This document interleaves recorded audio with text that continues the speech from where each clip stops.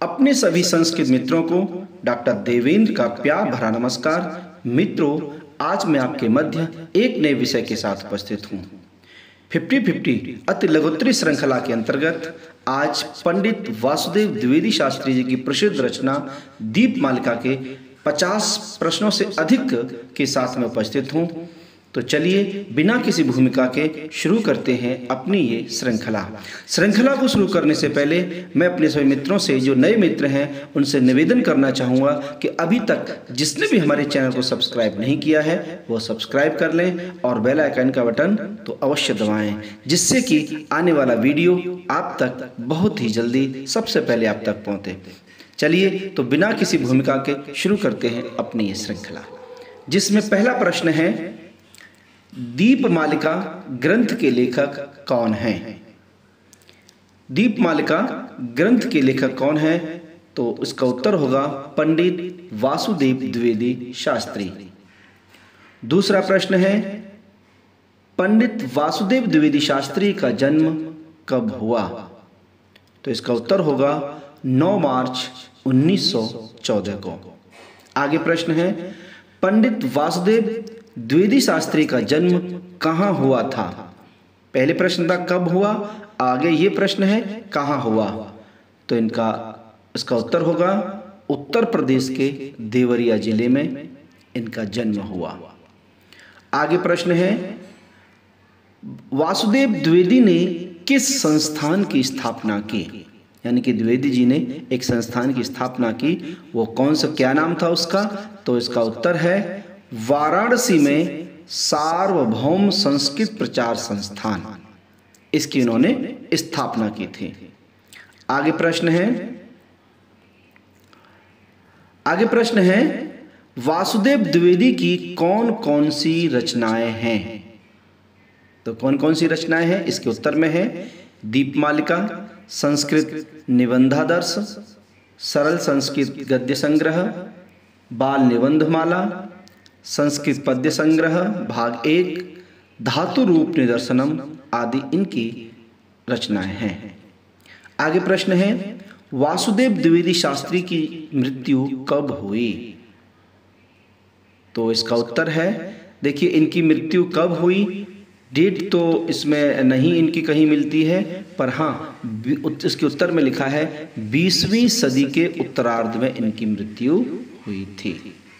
आगे प्रश्न है, दीपमालिका ग्रंथ कहाँ से प्रकाशित है? यो दीपमालिका ग्रंथ है, ये कहाँ से प्रकाशित है?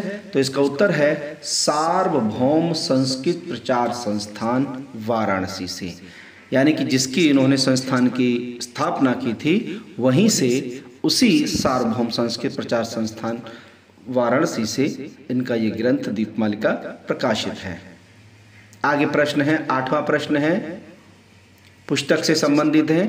देखिए मैं एक और निवेदन करना चाहता हूं कि अब जो प्रश्न इनकी जो दीपमालिका से संबंधित प्रश्न है, वो प्रश्न है, हो सकता है इसके आंसर आपके समझ में और भी हो सकते हैं, लेकिन मैं बच्चों से ये कहना चाहूँगा कि अगर आपकी परीक्षा में प्रश्न आते हैं तो इनका जो उत्तर इनकी पुस्तक में है वही उत्तर हमें देना है। भले ही और भी उत्तर हो सकते हैं, पर एग्ज़ाम में अगर कोई प्रश्न आता है तो जो इनकी पुस्तक में इन्होंने जो लिखा है वही हमें आंसर देना है।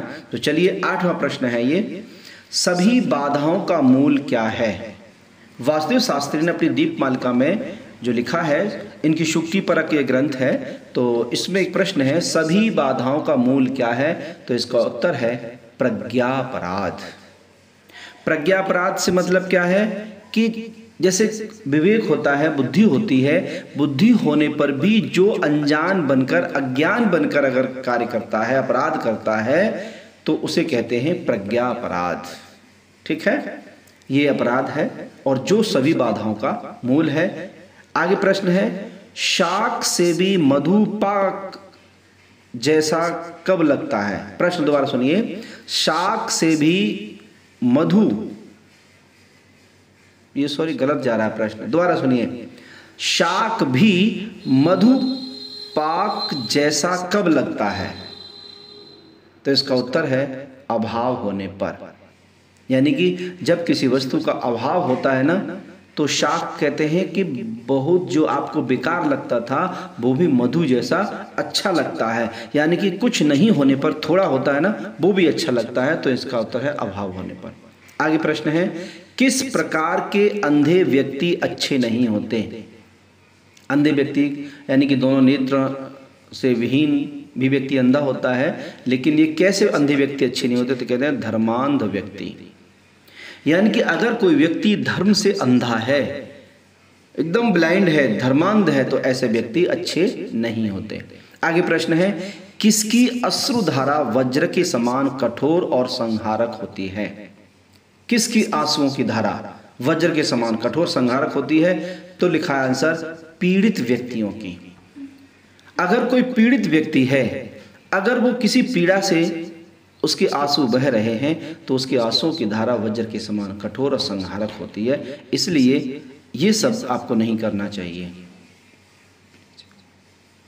आगे प्रश्न है, कैसा व्यक्ति निज विकास करने में समर्थ नहीं होता? यानी कि अपना अगर कोई विकास चाहता है, उसे क्या नहीं करना चाहिए? तो इसका उत्तर है दूसरों का उपहास उड़ाने वाला व्यक्ति। यानी कि दूसरों का मजाक करने बनाने वाला व्यक्ति कभी अपना विकास करने में समर्थ नहीं हो सकता। इसलिए किसी व्यक्ति जो आर्थिक रूप से कमजोर हो, शारीरिक रूप से कमजोर हो या मानसिक रूप से कमजोर, कभी भी किसी व्यक्ति का उपहास नहीं करना चाहिए। आगे ये सारे प्रश्न बच्चों के लिए हैं, BA 6 सेमेस्टर के बच्चों के लिए। तो आगे प्रश्न है, किस प्रकार की विद्या सफलता का सूचक है? ये द्विवेदी जी ने बहुत अच्छे प्रश्न लिखे हैं। तो आगे प्रश्न लिखा है, किस प्रकार की विद्या सफलता का सूचक है? तो इसका उत्तर है निर्दोष विद्या। निर्दोष विद्या से मतलब जैसे अगर आप कोई भी सीख रहे हैं तो 100% उसको सीख लीजिए। आधी अधूरी विद्या से सफलता नहीं मिलती है। पूरी विद्या यानी कि निर्दोष विद्या जिसमें कोई दोष न हो, कंप्लीटली ज्ञान नॉलेज से सफलता प्राप्त होती है, वो सफलता का सूचक है। आगे प्रश्न है, किसके बिना जीवन असंभव है? 14वां प्रश्न है ये, किसके बिना जीवन असंभव है? तो द्विवेदी जी ने इसका उत्तर दिया है निश्वास की भांति विश्वास के बिना। जैसे व्यक्ति को जीने के लिए श्वास चाहिए, उसी प्रकार मनुष्य के लिए इस संसार में जीने के लिए विश्वास भी होना चाहिए, अर्थात बिना विश्वास के जीवन असंभव है। आगे प्रश्न है, योजनाओं की सिद्धि कब होती है? योजनाओं से मतलब प्लानिंग। अगर आप कोई प्लान कर रहे हैं तो वो सिद्धि कब होगी?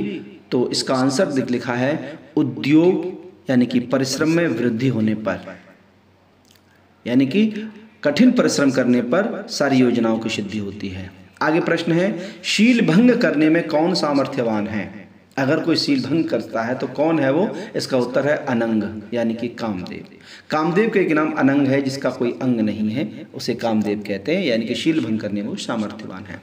आगे प्रश्न है, अमृतवर्षी जन कौन होते हैं? मतलब अमृत की वृष्टि करने वाले लोग कौन होते हैं? तो इसका उत्तर है मधुर भाषी जन। जो मधुर बोलते हैं, मधुर भाषण करते हैं, उन्हें अमृतवर्षी जन कहते हैं। आगे प्रश्न है, राष्ट्र रक्षा के मुख्य अस्त्र शस्त्र कौन है? अगर राष्ट्र की हमें रक्षा करनी है तो उसका अस्त्र शस्त्र क्या है? तो इसका उत्तर दिया उन्होंने प्रभुत अन्न और वस्त्र। यानी कि पर्याप्त मात्रा में अगर किसी देश के पास अन्न है, वस्त्र है, तो उसकी राष्ट्र रक्षा आसानी से हो सकती है। आगे प्रश्न, सबसे बड़ी भक्ति क्या है? सबसे बड़ी भक्ति के बारे में बताते हैं द्विवेदी जी कि सबसे बड़ी भक्ति क्या है? तो कहते हैं अनासक्ति, यानी कि कर्म में अनासक्ति ही सबसे बड़ी भक्ति है। आगे प्रश्न, मनुष्य के पतन का कारण क्या है? मनुष्य के पतन का कारण क्या है? तो इसके उत्तर में लिखते हैं अंश मात्र अभिमान। यानी कि अंश मात्र अगर अभिमान भी है तो भी व्यक्ति का पतन हो सकता है। आगे प्रश्न, ब्रह्मा की भगिनी किसे कहा गया है? बहन। यानी कि ब्रह्मा की भगिनी यानी कि बहन किसे कहा गया? ब्रह्मा की भगिनी के लिए, बहन के लिए। तो लिखा है उत्तर इसका है लेखनी। यानी कि जितनी शक्ति ब्रह्मा में होती है उतनी शक्ति लेखनी, लेखनी मतलब पेन, कलम को उसका बहन कहा गया है। ठीक है। आगे प्रश्न है, कैसे लोगों का संबंध दुर्गंधमय होता है? दुर्गंध जैसे आती है ना, कैसे लोगों का संबंध दुर्गंध में होता है? तो द्विवेदी जी क्या लिखते हैं? लिखा है दुर्हृदय लोगों का संबंध। दुर्हृदय मतलब बुरे लोग, बुरे हृदय वाले लोगों का संबंध दुर्गंध में होता है। अर्थात जिनका हृदय दुर्हृदय है अर्थात बुरा हृदय है, जिसके हृदय में छल है, कपट है, ऐसे लोगों का संबंध नहीं रखना चाहिए। आगे प्रश्न है 23वां प्रश्न, संबंध विच्छेद का सबसे बड़ा कारण क्या है? देखिए ये प्रश्न बड़ा महत्वपूर्ण है। आजकल समाज में बड़े संबंध विच्छेद, उसका कारण क्या है? तो इसका उत्तर है मंत्रणा का भेद।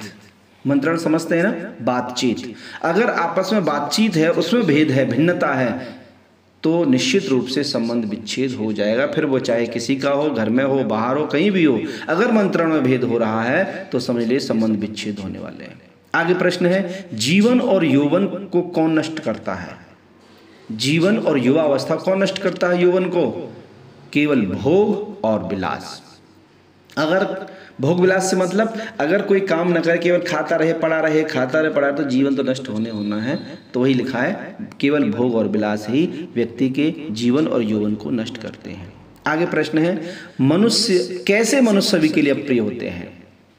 कैसे मनुष्य सभी के लिए अप्रिय होते हैं? तो इसका उत्तर है निष्क्रिय मनुष्य। यानी कि कैसे मनुष्य को लोग पसंद नहीं करते? निष्क्रिय मनुष्यों को, जो कुछ नहीं करते, खाली पड़े रहते हैं, घरों में, संस्थानों में, कहीं पे भी, ऐसे लोग कोई पसंद नहीं करता। आगे प्रश्न है अमृत वृष्टि किसे कहा गया है? अमृत वृष्टि, अमृत की वृष्टि करने वाला किसे कहा गया है? तो इसका उत्तर होगा महान पुरुषों की कृपा दृष्टि को। जो महान लोग होते हैं ना, उनकी कृपा का दृष्टि मिल जाए तो समझ लो अमृत वृष्टि हो गई। आगे क्या है कैसी शांति क्रांति का रूप धारण करती है? कैसी शांति क्रांति का रूप धारण करती है? तो इसका उत्तर है अपमानित शांति। यानी कि शांति पूर्वक किसने अपना अपमान सहन कर लिया है तो समझ लीजिए वो एक न एक दिन क्रांति का रूप धारण करके वो सामने आ सकता है। आगे प्रश्न है अपने विनाश का कारण क्या होता है? अपने विनाश का कारण क्या होता है? तो इसके उत्तर में लिख रहे हैं अपने पर अविश्वास। यानी कि व्यक्ति का विनाश कोई नहीं कर सकता। कौन कर सकता है? स्वयं खुद। यानी कि खुद पर जब विश्वास नहीं होता है, अविश्वास होता है, तो उसके विनाश का कारण हो जाता है। नेक्स्ट प्रश्न आगे किसको पैसा प्राणों से भी प्रिय होता है? अब ये देखो, यानी कि पैसा मतलब चमड़ी चली जाए दमड़ी न जाए, ये कैसे लोगों को प्रिय होता है? यानी किसको पैसा प्रिय होता है? तो इसका आंसर लिखते हैं कृपणों को, कंजूसों को। यानी कि कंजूस जो लोग होते हैं उनको पैसा प्राणों से भी प्रिय होता है। ये प्रश्न बड़े नॉर्मल से हैं, बस एक बार देख लेंगे आपको याद रहेंगे। आगे प्रश्न है समाहार में द्वंद्व के साथ और क्या होता है? समाहार में यानी किसी को समाहार करने में द्वंद्व होता है और क्या होता है? तो उसका आंसर होगा आनंद होता है। समाहार में भी आनंद होता है। आगे प्रश्न है समस्त शक्तियों का संग्रह कब होता है? समस्त शक्तियों का संग्रह कब होता है? तो इसका उत्तर लिखा है इंद्रिय निग्रह हो जाने पर। इंद्रिय निग्रह से मतलब क्या है कि इंद्रियों को अपने वश में कर लेने पर, इंद्रियों को जब व्यक्ति वश में कर लेता है तो समस्त शक्तियां उसके पास आ जाती हैं। आगे प्रश्न है मन के मल किससे शुद्ध होते हैं? शरीर की शुद्धियां तो जल से हो सकती हैं, मतलब शरीर को शुद्ध किससे किया जाता है? जल से। शरीर के पे कोई मैल हो तो जल से साफ धो लो, साबुन लगा लो, साफ हो जाएगा। लेकिन अगर मन का अगर मैल है, मन का अगर मल है तो किससे शुद्ध होता है? तो इसका आंसर देते हैं ज्ञान के जल से। ज्ञान रूपी जल से मन के मैल को, मन के मल को साफ किया जा सकता है। आगे प्रश्न है अनर्थ का कारण क्या हो सकता है? अनर्थ, तो इसका उत्तर है पाप का संकल्प मात्र भी अनर्थ का कारण हो सकता है। अगर पाप के बारे में सोच लें, पाप करने के बाद, तो भी अनर्थ हो सकता है। आगे प्रश्न है प्राणियों का जीवन धारण कौन कराते हैं? अगर कोई परेशानी विपत्ति आ गई तो जीवन धारण कौन कराता है? आंसर लिखा है आशा और विश्वास। ये दो चीजें ऐसी हैं जो प्राणियों को जीवन धारण कराती हैं। आगे प्रश्न है, सभी के लिए सुखकारी कौन होते हैं? सभी को सुख देने वाले कौन होते हैं? तो लिखा है प्रियमवद जन। प्रियमवद माने प्रिय बोलने वाले लोग सभी के लिए सुखकारी होते हैं। आगे प्रश्न है, ईश्वर का प्रसाद किसे कहा गया है? ईश्वर का प्रसाद किसे कहा गया है? ईश्वर का प्रसाद तो सुन लीजिए किसको कहा गया है? बड़े लोगों के आशीर्वाद को। अगर बड़े लोगों से आशीर्वाद मिल जाए ना, बस समझ लीजिए कि ईश्वर का प्रसाद मिल गया। आगे प्रश्न है, किसका सारा समय आनंदमय होता है? किसका सारा समय आनंदमय होता है? तो उत्तर है विद्वानों का। विद्वानों का सारा समय आनंदमय होता है। आगे प्रश्न है, सौदामिनी के समान समस्त कुल को कौन चमत्कृत कर देती है? सौदामिनी के समान समस्त कुल को कौन चमत्कृत कर देती है? तो उसका अंतर है, इसका उत्तर होगा कुल कामिनी। कुल कामिनी समस्त कुल को चमत्कृत कर देती है। आगे प्रश्न है, मित्रता के नष्ट होने का कारण क्या है? मित्रता के नष्ट होने का कारण क्या है? तो इसका उत्तर होगा कृत्रिमता ही मित्रता के नष्ट होने का कारण है। कृत्रिमता का मतलब क्या होता है? बनावटीपन। यानी कि अगर आपके मित्र हैं, अगर मित्र के साथ अगर कृत्रिमता का रूप धारण कर रहे हैं, यानी कि बनावटीपन का रूप धारण कर रहे हैं, तो निश्चित रूप से वो मित्रता नष्ट हो जाएगी। आगे प्रश्न है, मनुष्य किस कारण से पूजे जाते हैं? अगर मनुष्य का कहीं सम्मान हो रहा है, पूजा हो रही है, इज्जत मिल रही है, तो किस कारण से? तो इसका उत्तर है सच्चरित्रवान होने से। अगर कोई व्यक्ति सच्चरित्रवान है तो वह पूजा जाएगा। आगे प्रश्न, किसकी कथाएं व्यथा ही पैदा करती हैं? किसकी कथाएं व्यथा ही पैदा करती हैं? तो इसका उत्तर होगा दुर्जनों की कथाएं हमेशा केवल व्यथा अर्थात कष्ट ही पैदा करती हैं। आगे प्रश्न है, सभी लोगों का पहला प्रयोजन क्या है? फर्स्ट एम, फर्स्ट उद्देश्य, पहला उद्देश्य क्या है? तो इसका उत्तर है भोजन। यानी कि भोजन सबसे पहले, भोजन उसके बाद फिर दूसरा काम। ठीक है। आगे प्रश्न है, ये देखिए, ये जो मैं आपको प्रश्न दे रहा हूँ, हो सकता है इसका उत्तर कोई और भी हो, बट दीपमालिका में जो शुक्तियाँ दी हुई हैं, दीपमालिका में जो सूत्र दिए हुए हैं, उनका आंसर यही है कि जो इसमें लिखा हुआ है। आगे प्रश्न है, सैकड़ों क्लेशों का कारण क्या है? सैकड़ों क्लेशों का कारण है अहंकार। क्या है? अहंकार। आगे प्रश्न है, दीनता की जननी कौन है? दीनहीन बना हुआ है ना कोई व्यक्ति, तो दीनहीनता की जननी कौन है? इसका उत्तर है कर्महीनता। अगर कोई व्यक्ति कर्म से हीन है, कर्म ही नहीं करता है, तो उसकी दीनता को कोई दूर नहीं कर सकता, वो दीनहीन हमेशा बना रहेगा। आगे प्रश्न है, सभी मनुष्यों को कौन क्रोधित करता है? सभी मनुष्यों को कौन क्रोधित करता है? जिसका उत्तर है कृतज्ञता का लोभ, ऊपर से दोष का आरोप। अगर उसने कोई इसकी मदद की है तो वो तो भूल ही गया, ऊपर से अगर कोई दोष और लगा रहा है तो वही क्या है? क्रोध को उत्पन्न करता है। आगे 47वां प्रश्न है, किसके समान जीवन एवं धन का अवेद्य संबंध है? किसके समान जीवन एवं धन का अवेद्य संबंध है? तो इसका उत्तर है शब्द और अर्थ के समान। जैसे शब्द और अर्थ जुड़े हुए हैं, उसी प्रकार जीवन और धन भी, जीवन के साथ धन भी जुड़ा हुआ है। मनुष्य का सबसे बड़ा मित्र कौन है? मनुष्य का सबसे बड़ा मित्र कौन है? इसका उत्तर है स्वयं का चरित्र। आगे प्रश्न है, हाथ में रखा हुआ धन कब लुप्त हो जाता है? हाथ में रखा हुआ धन कब लुप्त हो जाता है, यानी कि कब खत्म हो जाता है? तो इसका उत्तर है विधि के विपरीत होने पर। विधि यानी कि भाग्य, भाग्य के जब विपरीत होने पर, भाग्य जब विपरीत होता है ना, तो हाथ में रखा हुआ धन भी गायब हो जाता है, चला जाता है। आगे प्रश्न है 50वां प्रश्न है ये, किसके लिए संपूर्ण सृष्टि मुट्ठी के बराबर है? सारी दुनिया मुट्ठी में। कैसे लोगों के लिए? तो इसका उत्तर होगा साहसी लोगों के लिए। साहसी लोगों के लिए सारी दुनिया मुट्ठी के बराबर है। आगे प्रश्न है, दूसरे के कर स्पर्श को कौन नहीं सहन कर सकती? दूसरे के कर स्पर्श को कौन नहीं सहन कर सकती? तो इसका उत्तर होगा कुलशीलवती वनिता। कुलशीलवती वनिता, जो स्त्रियां हैं, जो शीलवती हैं, वो स्त्रियां दूसरे के कर स्पर्श यानी कि हाथ को छूना भी पसंद नहीं करती।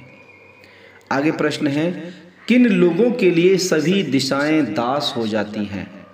किन लोगों के लिए सभी दिशाएं दास हो जाती हैं? तो इसका उत्तर होगा आशावान लोगों के लिए।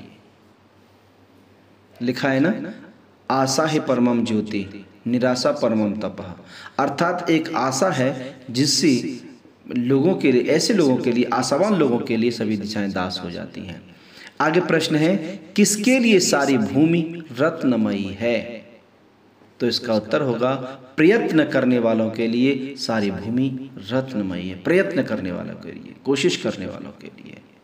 लिखा है ना, कोशिश करने वालों की कभी हार नहीं होती।